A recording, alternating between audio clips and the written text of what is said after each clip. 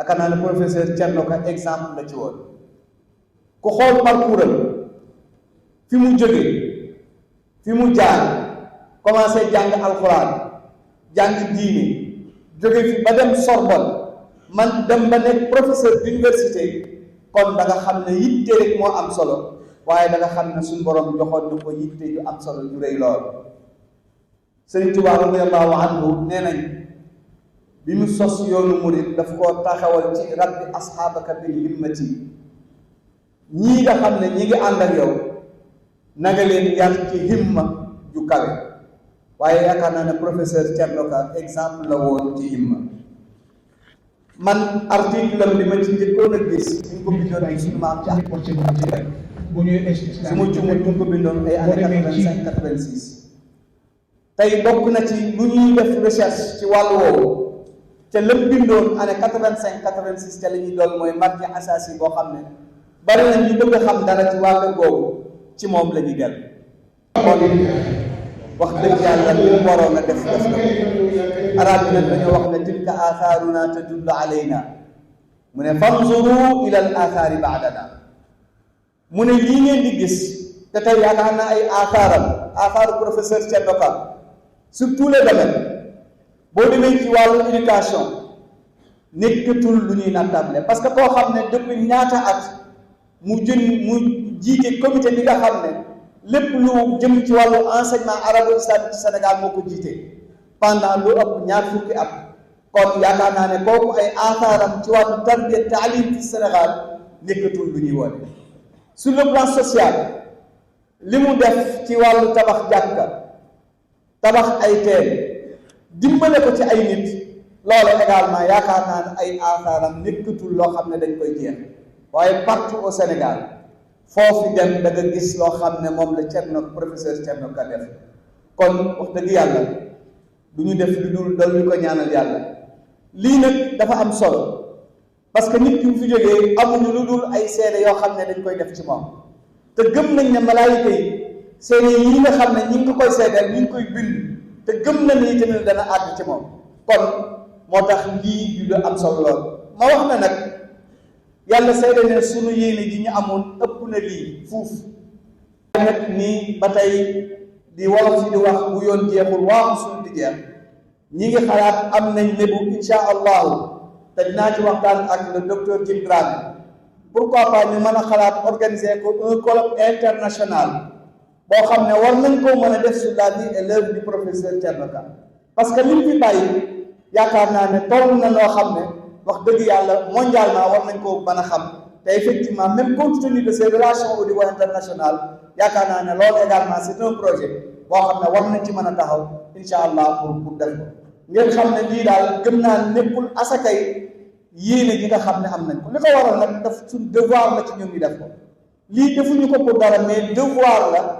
ak warugar la boo xam ne vraiment dañ ko war a def parce que yàlla dogal na ne ñoo ñëw gannaawam waaye alhamdulilahi rabbil alamin li mu fi bàyyi lépp a rafet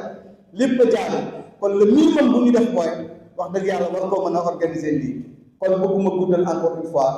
di sant ñëpp ñi nga xam ne ñëw nañ di gërëm ñëpp loolu rek lañ ci amoon lañ ci doon sànni ci ay gàddu di wax ne nag li ëpp ci jotaay bi insha allah ci kanam la maa ngi ñaan mbooloo mi ñu xaar ko ndax ñi nga xam ne ñoom lañ jox te ñu war a def communication yi seen parcours seen ànd ak professeur Thierno Ka yàgg na lu bëree bëri kon ku bëgg a xam lu bëree bëri ci moom ñi ngi leen di ñaan vraiment ngeen xaar ba déglu effectivement communication yi nga xam ne dana am après te loolu yëpp comme ni ma ko waxee bu ñu paree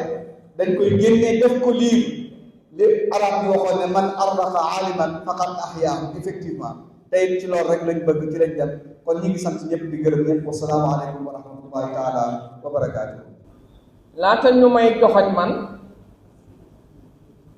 directeur Babacar Samb moo waroon ñëw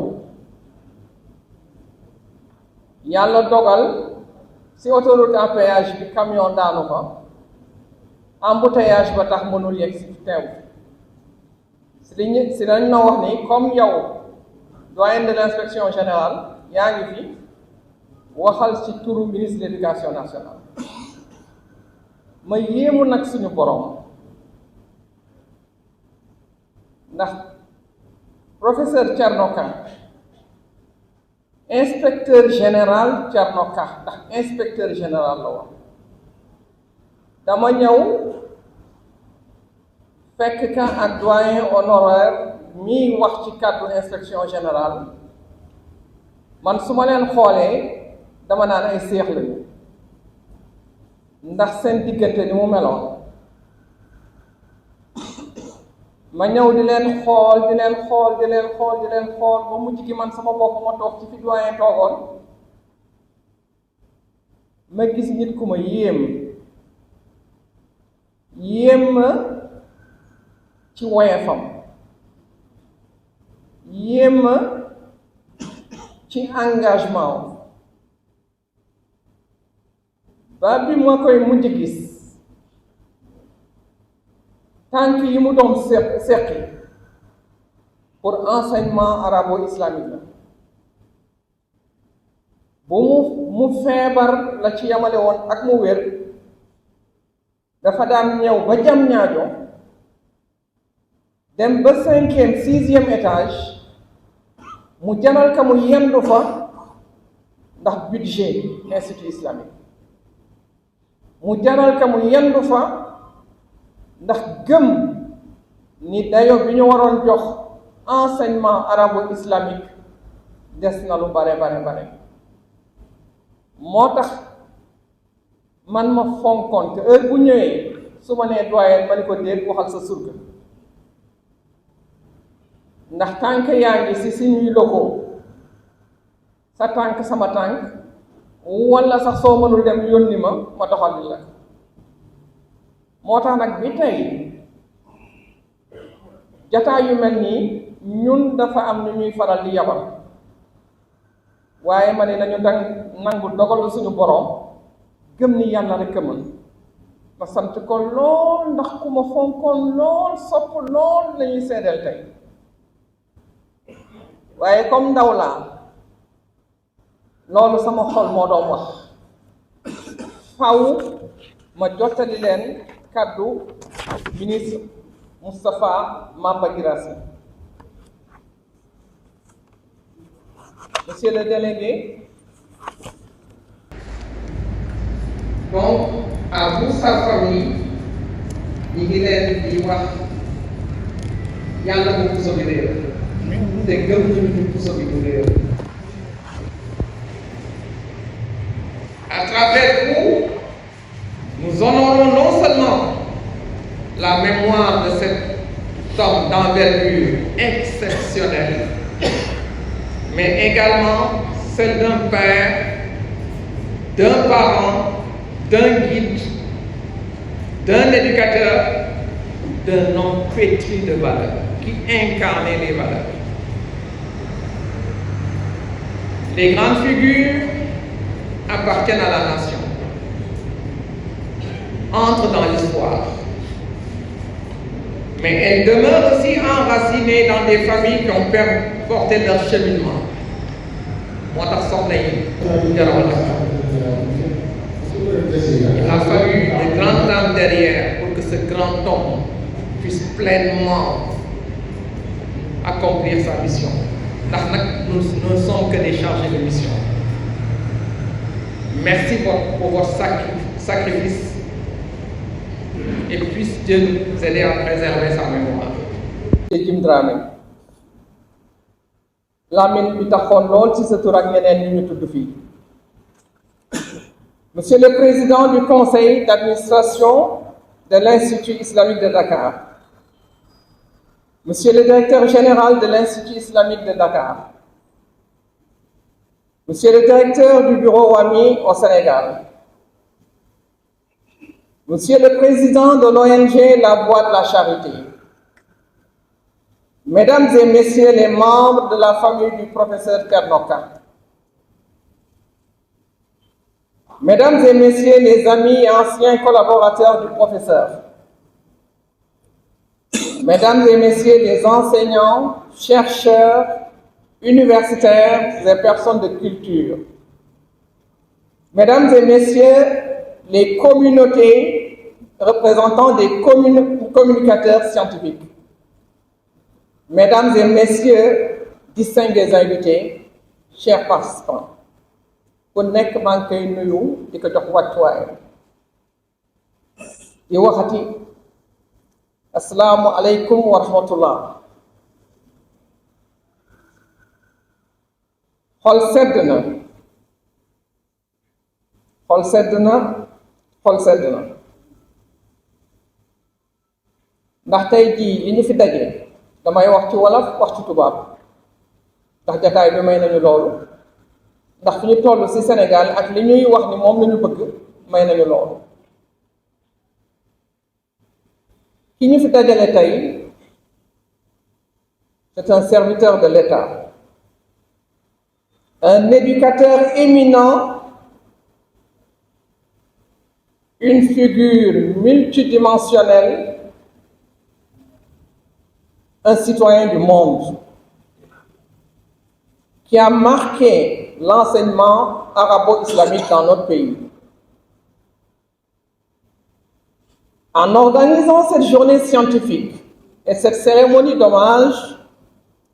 l'Institut islamique de Dakar, au-delà d'un devoir de mémoire, pose un acte de haute portée intellectuelle, morale et institutionnelle. C'est un rappel. On en a parlé ici. Les grandes figures du savoir ne disparaissent jamais tout à fait. C'est l'enveloppe charnelle qui s'en va. Le professeur a su inscrire son action dans la durée, dans les consciences et dans les institutions. Le professeur Tchernoka appartient à cette catégorie rare d'hommes dont le parcours dépasse une simple trajectoire individuelle pour rejoindre l'histoire collective d'une institution, d'un système éducatif, d'une nation, mais qui va nous permettre également de toucher à ce qu'on appelle la mémoire collective. Donc, à vous, sa famille, ñu ngi leen di wax yàlla bu puso bi réer te gëm ñu puso bi du réer. À travers vous, nous honorons non seulement la mémoire de cet homme d'envergure exceptionnelle, mais également celle d'un père, d'un parent, d'un guide, d'un éducateur, d'un homme pétri de valeurs, qui incarnait les valeurs. Les grandes figures appartiennent à la nation, entrent dans l'histoire, mais elles demeurent aussi enracinées dans des familles qui ont porté leur cheminement.